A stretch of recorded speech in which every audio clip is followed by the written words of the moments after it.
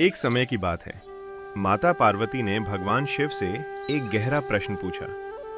उन्होंने विनम्रता से कहा, हे महादेव, आप मृगछाला धारण करते हैं, शरीर पर शमशान की भस्म लगाए रहते हैं, गले में सर्प और मुंडों की माला पहनते हैं, फिर भी संसार के लोग आपको पूछते हैं, ऐसा कौन सा ज्ञान है जिससे आप इतने पवित्र हैं?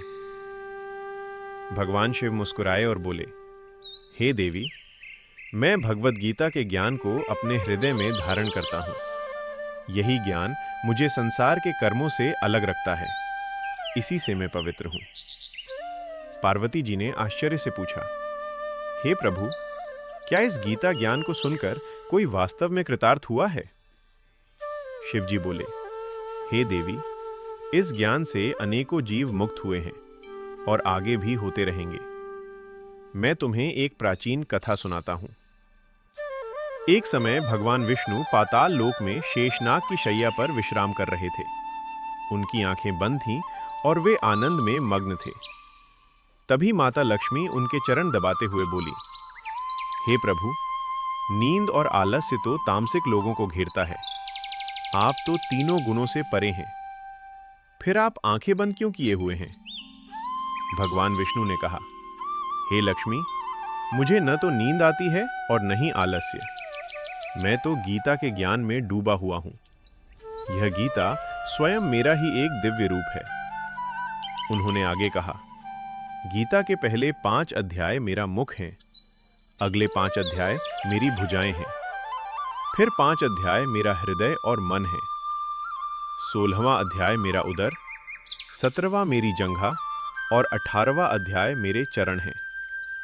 गीता के श्लोक मेरी नाड़ियां हैं और उसके अक्षर मेरे रोम हैं। जो इस गीता के ज्ञान का चिंतन करता है, वह मेरे साक्षात रूप का अनुभव करता है। फिर भगवान विष्णु बोले, हे लक्ष्मी, इस ज्ञान से कितने ही जीवों का उद्धार हुआ है।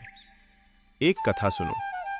एक शूद्र व्यक्ति था जो चांडालों के कार्य करता था और तेल नमक का व्यापार करता था। एक दिन वह बकरियां चराने जंगल गया।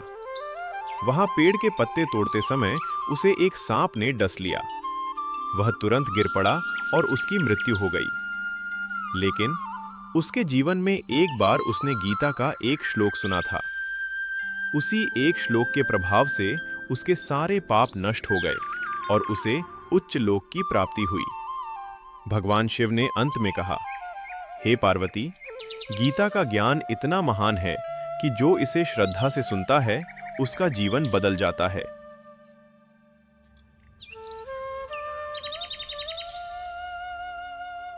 Like, share and subscribe.